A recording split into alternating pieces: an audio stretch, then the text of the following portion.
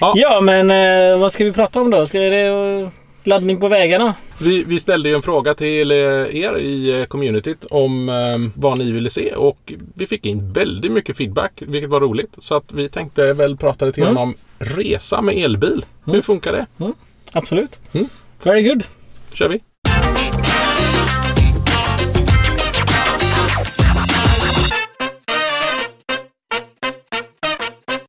Vi kan ju ha jämförelse. Du har ju haft Leaf innan. Nissan Leaf, och sen hade du Model S och jag har kört Model X hela tiden.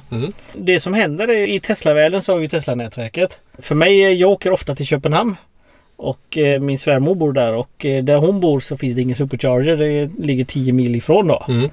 Så det är lite dumt att liksom åka iväg 10 mil, ladda och komma tillbaka. Då förlorar jag 20 mil ändå eller så på det hotellet. Så, men däremot så hittade jag därifrån typ 3 kilometer bort finns en CHAdeMO-laddare. Okej. Så att det jag behövde var ju en sån här CHAdeMO-adapter. Och med händelse så råkar jag ha en sån här. En stor liten pistol ser det ut som här. Så här är CHAdeMO-kontakten. Ja. Och här har vi Teslas typ 2. Och den fungerar på Model S och X då. Yes. Precis. Nej, så det är ett kort som är RFID-kort som jag drar på den. Ja. Och sen laddar så lämnar jag bilen och så kan jag promenera 3 kilometer hem till svärmor och så. Men hur många sådana laddare finns det där då? Det finns säkert flera, men det är den här jag har hittat som är närmast i alla fall. Men hur många laddplatser där? Jaha, det är bara en laddplats. För det upplevde jag när jag körde Nissan Leaf att det var som en helt ny värld som öppnade sig när man gick över till Tesla och Supercharger-nätverket. Att det är fortfarande som så att men vi ska ha en snabbladdare i våran kommun eller i vårt samhälle. Och då finns det en. Och är det som så att den är upptagen, då får man glatt vänta. Är det som så att den är trasig, då kan du ligga riktigt illa till beroende på hur mycket räckvidd du har till att komma till nästa. Så där känner jag att med Supercharger-nätverket så känner jag mig väldigt trygg. Men sen en annan sak som jag har tänkt på också, det är att människor idag har det här tänket att man åker och tankar. Ja, just det. Så att jag måste ta min bil, åka någonstans och tanka och sen så åka hem eller om jag var på väg till jobbet eller var väg och handla eller något och så gör jag det på vägen. Men det blir ett lite annat mindset när man kör elbil. För man åker inte iväg för att ladda normalt sett. Utan man har en fulladdad bil på morgonen när man ger sig av. Och det där har jag upptäckt att det känns som att en del har lite svårt att ställa om till det där. Att man tänker att jag måste åka iväg och så ska jag stå 40 minuter för att ladda. Men nej, det är bara om man ska åka väldigt, väldigt långt. Och då är det normalt att man gör ett stopp för bensträckare, lunch och så vidare. Nej, men det är jättebra för jag kommer ihåg tidigare när man skulle tanka så familjen ville ju ha kisspaus men man bara nästa och så det är 5 kilometer till och de blev ju liksom så här i slutet då. Men här vet alla att bilen kommer stanna om 2 timmar och då ska den stanna. Och då är det kisspaus för alla. Det funkar väldigt bra tycker jag. Ja, vi brukar äta lunch och det brukar till och med vara som så att det kommer en liten notifiering som säger att du vet väl att nu är din laddning snart klar och du behöver lämna platsen för det är många som laddar just nu. Just det. Ja, bilen är klar före innan man är liksom klar. Det är riktigt bra. Och sen är det ju bra att ha med sig den här kabeln också då, typ 2-kabeln. För många laddare har ingen kabel, det är liksom bara ett uttag. Och sån här är jättebra att ha om du har en 3,5-4 meter. Så att ibland ställer sig ju vissa bilar som inte ska ladda där. Och då är det bra att ha en kabel som inte längre så du kan ställa dig bredvid och ladda. Sen är det ju hotellen skaffar ju mer och mer laddstationer och destination chargers från Tesla. Och de funkar faktiskt på bägge. Och det står en skylt då, all vehicles eller bara Tesla. Just det. Så det är också att tänka på. Ja. Men det är också intressant just med Tesla tycker jag att du kan ju mata in i din navigator och då får du även upp destinationsladdare som är registrerade hos Tesla. De har ju något sånt program som jag förstår att man kan ansöka om eller att registrera sitt hotell. Alla företag och hotell kan göra det. Man går in på Teslas hemsida och så anser Tesla att det är bra ställe så skickar de en gratis laddare. Du får betala elen och så, laddaren. Så det är jättebra. Det är schysst. Och sen har ju vi i Tesla Owners West Sweden en laddfond. Ja, precis. För företagare som vill ansöka om en laddbox. Så kan man göra det där. Det finns även en bra app för Tesla-ägare tror jag i alla fall. Den här A Better Route Planner. Just det. Den har jag haft väldigt nytta av, speciellt när jag ska åka utomlands.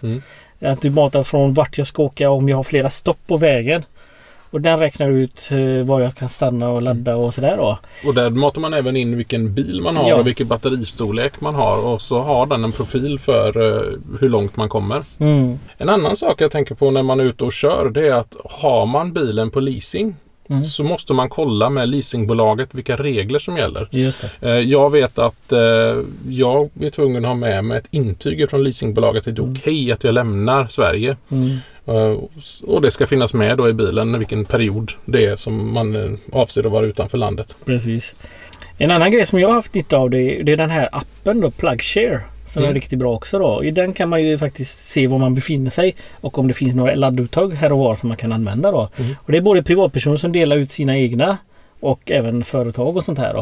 Och den har jag också haft nytta av, speciellt när jag varit i Danmark och inte hittat någon laddställe. Så jag har kollat, oj, där finns det. Danska kommunen brukar erbjuda gratis laddning för alla elbilar, så det har jag haft nytta av också då. Ja, trevligt.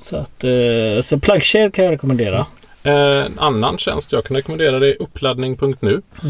Men det är framförallt i Sverige och det är en webbsida som du går in på, uppladdning.nu, och så kan man få upp en karta och där kan man även filtrera på vilken typ av laddare det ska vara. Om det bara är typ 2-uttag eller om det är typ 2 med kabel eller en Tesla-laddare eller CCS och så vidare. En annan rolig grej som jag upptäckte också var ju att till exempel InCharge. För att jag skulle ladda i Danmark så ska jag ha ett kort från InCharge i Danmark. Okej. Jag hade ett kort från Sverige. Och det... Så de bolagen är samma, men de jobbar inte med varandra. Så det var också så här, första gången när jag var där med mitt svenska kort tänkte jag, grymt, jag kan ladda. Nej, det gick inte så bra. Så jag fick ju ringa dem och så startade de igång det för mig då. Men då fick jag anmäla mig för en dansk. Okej, men fick du en RFID-bricka från Danmark hem då? Eller? Ja, jag fick en liten sån här kort då. Det som jag däremot tycker är lite, som du har varit inne på, ett gissel när man tvingas använda något annat än Tesla Supercharger-nätverk. Och det gäller ju samtliga andra biltillverkare förutom Tesla. Det är just det här att det är 700 olika betalsätt. Det är RFID-brickor och det är mobilappar och det är, jag tror inte, det är väldigt sällan du kan betala med ditt Master- eller Visa-kort. Utan att du kan göra det, men då får du registrera det ihop med en bricka eller med en mobilapp eller någonting sådant. Men du har ändå varit nere i Frankrike och kört i södra Frankrike, va? Norra Frankrike faktiskt. Okay. Så att, och det var egentligen Supercharger hela nätverket hela vägen. Det var bara i Tyskland som jag behövde en CHAdeMO då på ett ställe. Nej, men det är intressant. Jag har faktiskt inte varit längre än Danmark och Norge utomlands med Tesla. Men det har funkat jättebra. Det enda är just i Norge är att det är lite mer trångt på Superchargers. Jag var ju där i helgen och var ju på Rygge som är en av världens största laddstationer av 48 eller sånt där. Och det var ju nästan fullt hela tiden. Och bilarna bara kör in, laddar, de går ut och in och ut. Och för mig var det ju lite kul att se så många Tesla på ett ställe. Men för dem var det ju inget konstigt. Däremot det som jag upptäckte då, som jag hade inte läst på heller, att de här nya Model 3 laddstolparna där. Att om jag laddar där så får jag lägre kräm än en Model 3 som står på bredvid då. Okej. För han har förtur. Det är bra. Så att står en etikett på laddaren Model 3 Priority, så ladda helst inte där. Nej, och det är som så att håll även utkik om det är 2 kablar. För jag har sett att i Kungälv till exempel, där står det inte Model 3 Priority. Aha. Men det finns 4 platser som är för Model 3. Men man kan även ladda Model S och X där. Problemet är bara att det finns 20 platser totalt som Model S och X kan ladda på, men bara 4 för Model 3. Jag kan komma dit och så står det en Model S på hela platsen och så har man tagit en Model 3-plats. Tänk på att när du laddar, finns det plats för vanlig typ 2 så ladda det här först. Ja, nej men det var väl allt för idag. Ja, det var spännande och kul som vanligt. Så har ni några frågor eller funderingar, kommentera. Vi uppskattar all form av respektfull kommunikation.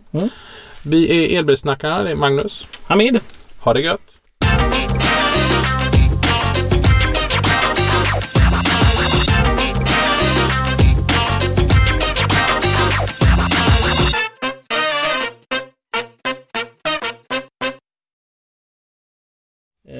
Så det är också det att tänka på då. Sen är det ju, den här prissättningen är... Det går bra nu. Den här Holland är inte...